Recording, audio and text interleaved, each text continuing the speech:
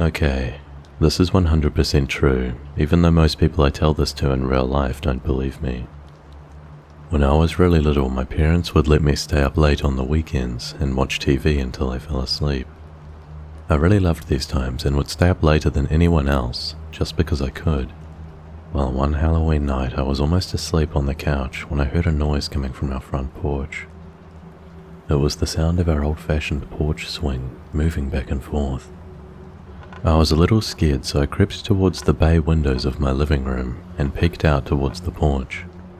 Sitting on my front porch swing was an older woman, probably in her 50s, wearing nothing but a nightgown, covered in blood and holding a huge kitchen knife. I flipped out immediately and ran screaming into my parents' room, but was too terrified to form words. My parents saw that I was upset, but when I finally was able to tell them what I saw, my dad got really angry and told me that it was just a dream and to go back to bed. I refused and kept crying and screaming until he had had enough and snatched my arm and dragged me towards the front door to prove that nothing was there. I kicked and screamed all the way to make him stop, but he kept pulling me. Finally, we got to the door. He unlocked it, swung it open, and said, "See, there's nothing that..." To this day, I have never seen the look of fear and shock that was on his face when that woman turned and stared at both of us, and slowly stood up with the knife. My dad slammed the door shut and got my mum to call the police while he went and got his gun. He went back to the door with the 12 gauge and cracked the door just enough to stick the barrel out. He asked her what she was doing and she just said, "Somebody killed my husband, but it wasn't me." My dad told her that the police were coming, and she freaked out, grabbed the knife and walked away. The police found her 15 minutes later, trying to break into one of our neighbors' houses. I never slept in the living room again. Edit. Oh yeah, I forgot that after she left, my dad called and warned my crazy uncle who lived next door what was happening. Apparently he was sitting on his porch waiting for her with his shotgun. When she walked by, he just said, "Keep moving, bitch." Update. I just talked to my mum, and she said that they never really found out the whole story, but apparently she was crazy and off her medication. Her and her husband got into a fight, and she tried to attack him with the knife, but didn't seriously hurt him. When he got her out of the house, she cut herself with the knife, either trying to take her own life, or make it look like her husband did it. The police never talked to us about it, so that's just what they heard from the woman's neighbors.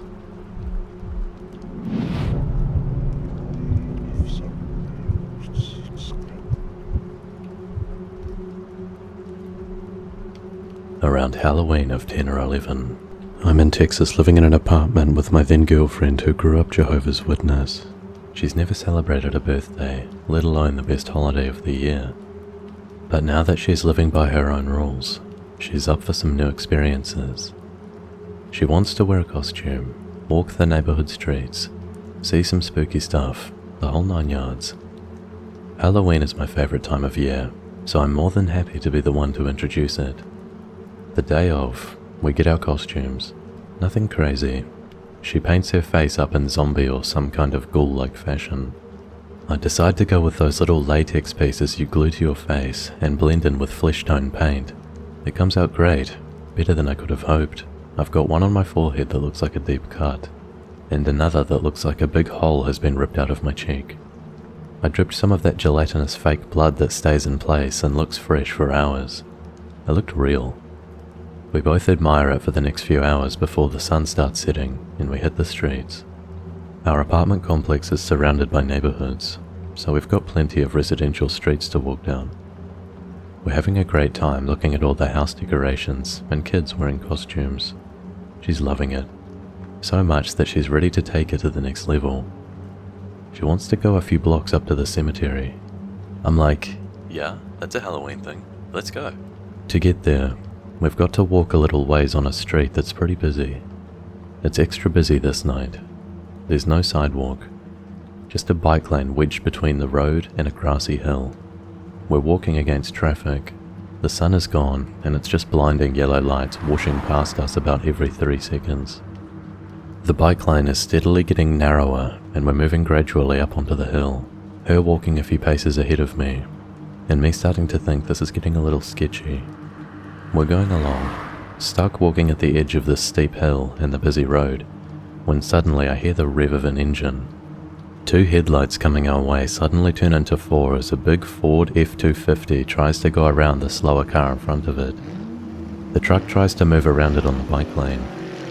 Like all those Ford models, it has the extended side mirrors that stick out like 2 feet. I'm watching my girlfriend ahead of me as its passenger side mirror slams into her right shoulder and spins her around. The mirror explodes into a million little pieces of plastic and glass. I'm like, "Holy f-" I run up to her. She's still standing, kind of dazed. I'm asking her if she's okay, and she's just nodding her head. I'm thinking maybe she doesn't feel it yet, and I'm terrified to look, but I gently pull her sweater to the side to check her shoulder. A faint bruise forming is all I see. She's talking now, and after another minute of questioning, it seems she really is fine. I realize that they probably make these mirrors to explode on impact like that for this very reason. In the meantime, the driver of the truck had pulled over with his hazards on, a little down from where we came. We both walk over there, both of us still kind of dazed from shock and fear. The driver gets out. He's a Mexican guy, doesn't know a lot of English, just keeps saying no insurance in a kind of have mercy on me tone. My girlfriend made it up to the truck first, so he's really just saying it to her. When I emerge from the darkness is when it starts to get weird and funny. In hindsight, he's still mumbling to her about no insurance. She's saying something about how he needs to be more careful. He finally looks at me, and he stops talking completely. I see his eyes really studying my face as he turns as white as a bedsheet. I'm really too freaked out from what just happened to put it all together. I am, however, outwardly calm. My girlfriend seems fine. She's talking, moving, breathing. Eventually, I'm okay enough to kind of start smiling, trying to take the edge off of our new Mexican friend and make him seem less freaked out too. We stand by the truck for a few minutes, me and her just like, oh well, I guess we're good. While the guy is meanwhile still just dead set on me and not saying anything. He can't understand us anyway, he doesn't speak English. Me and her look at each other and mutually feel the situation has run its course. We tell him good night and walk off into the night. A little later, we're rehashing what took place, especially wondering why he acted so weird. It's only then that we recover our senses and remember how good my prosthetics look. The guy probably didn't have time to see who he hit with that mirror. He probably had the scariest roller coaster ride of emotion when she came up first and seemed fine, only for me to pop out looking like I tried shaving with a lawnmower. And then the way I was standing there smiling, saying, "It's alright buddy, don't worry about it." It was both the most scared I'd ever been on Halloween, and the most I had scared someone else.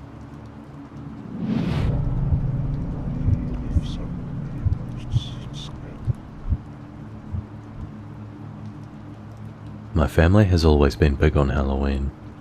Our homes are decorated. We walked the streets when we were kids and host costume parties now that we're older.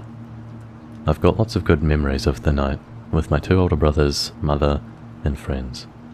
But there's one particular story that we still frequently share on Halloween via a family group message nowadays that is not as pleasant as others. A downright chilling experience that has forever embedded itself in our collected reflections. October 31st, 1991.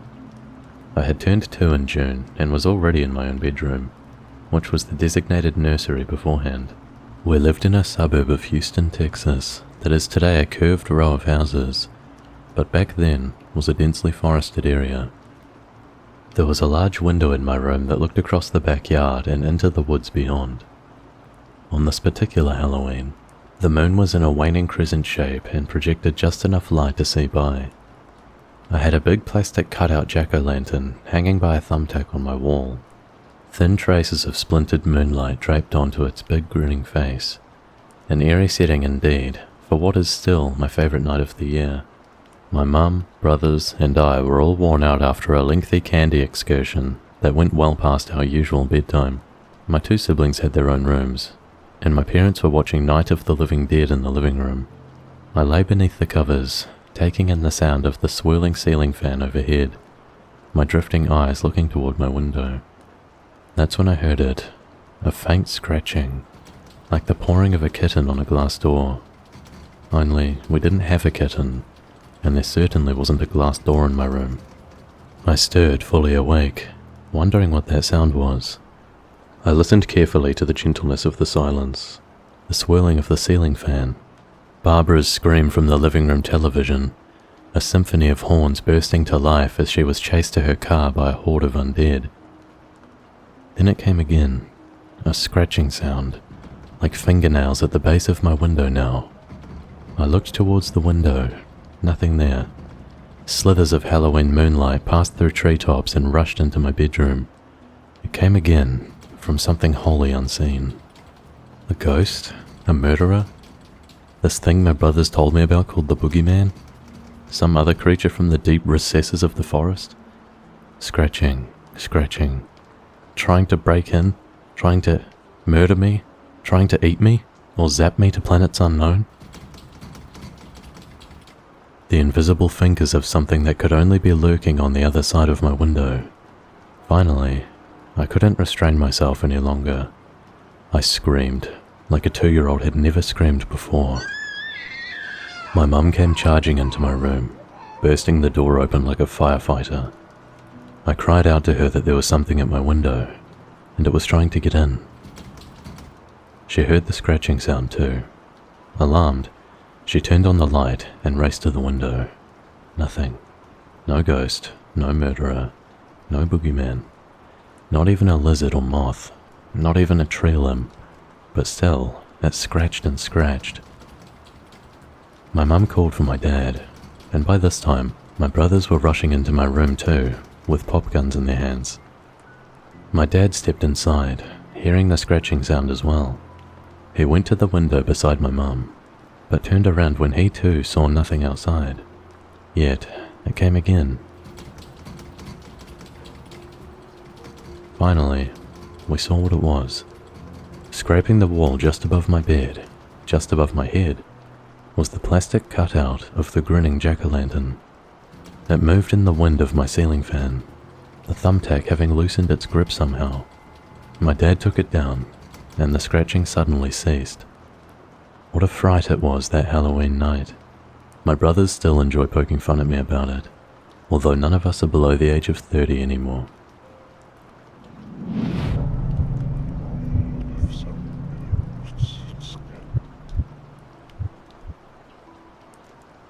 My university was bisected by a big lake, with a bridge going across it with an island gazebo in the middle. One night I was walking down the side of the lake, about to cross the bridge of the lake to go to a dorm on the other side. As I was walking down the sidewalk, I noticed some kid in a grey, white hoodie, with the hood up, walking across the bridge on my side of the gazebo towards my sidewalk. I didn't think anything of him, until I walked by a big tree that blocked my line of sight for a second. When I got past the tree, I happened to glance back at the bridge, and there was no one there. He couldn't have possibly walked off the bridge. He would have had to go right by me, and if he had turned around in the split second I couldn't see him, he wouldn't have had any time to get all the way back to the island either. He was just gone. This gets creepier. About a year later, I was about to tell this story to my friend who had been abroad that semester. He'd never heard it, and before I even got to what I saw, he cut in with, "Wait, did you see a guy with a hoodie disappear?" Yes, he had seen something just like this his freshman year. Super weird. I hated walking across that bridge from there on out.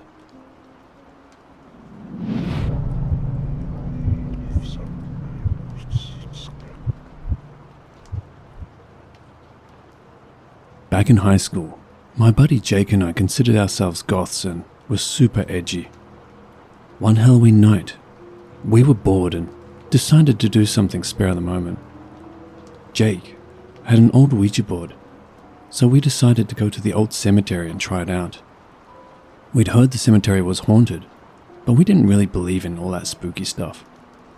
We met up at dusk, sneaking through the graveyard gates. The air was chilly and the moon cast eerie shadows. a perfect setting for a Halloween adventure. We placed the Ouija board on a flat tombstone.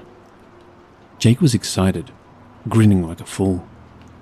We put our fingers on the planchette, and I asked, "Is there anyone here who would like to communicate with us?"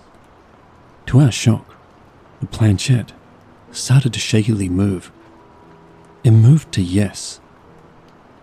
We figured the other was pranking, but we both swore we weren't. "If there's really someone with us, please give us a sign." The planchette started to move again. It spelled out H-E-L-L-O. And then a small pebble audibly clattered off a nearby tombstone. That sent shivers down our spines. Jake then asked, "Who are you? Could you tell us your name?" The planchette spelled out S-A-M-U-E-L. We didn't know any Samuel. The graveyard felt different, heavy, like we were being watched. It may have been my imagination, but I was sure it felt colder, and the air was heavier to breathe. Curiosity got the best of us, so we kept asking questions. Samuel knew things he shouldn't, like my grandmother's name who had passed away, and Jake's mother's maiden name. Fear crept in, but we kept going. Then, things got darker. Samuel spelled out G-E-T-O-U-T. Get out. We were taken aback, but also stubborn. We asked why. It responded with D-A-N-G-E-R. Danger. Just then, the air went icy, and shadows seemed to come alive. We heard whispers and footsteps all around us, but no one was there. The weird thing was the whispers were seemingly in our ears at times, like someone was whispering into them, even though we were the only two there. Jake was freaked out, and so was I. We tried to end the session, but the planchette wouldn't move. Panic set in, our hearts racing. It spelt F-O-L-L-O-W. We didn't want to, but we had no choice. We grabbed the board and ran. The atmosphere was suffocating, and the shadows chased us. It felt like they were right behind us, trying to grab us. As we dashed through the graveyard, we heard a wailing sound, like a ghostly cry. We didn't look back. We were too terrified to see what was pursuing us. Finally, we reached the gates, and as we crossed, we heard a loud thud.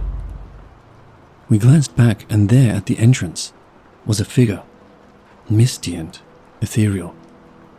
We screamed and bolted. We didn't stop running until we reached Jake's house, hearts pounding, breathless. Back then, we weren't the athletic type, so I vomited a little bit from the overexertion. We knew that we had narrowly escaped something. That Halloween taught us a lesson. Some things are better left untouched, whether you believe in them or not. We don't talk about it much these days. I'll never forget that ghostly chase in the old graveyard.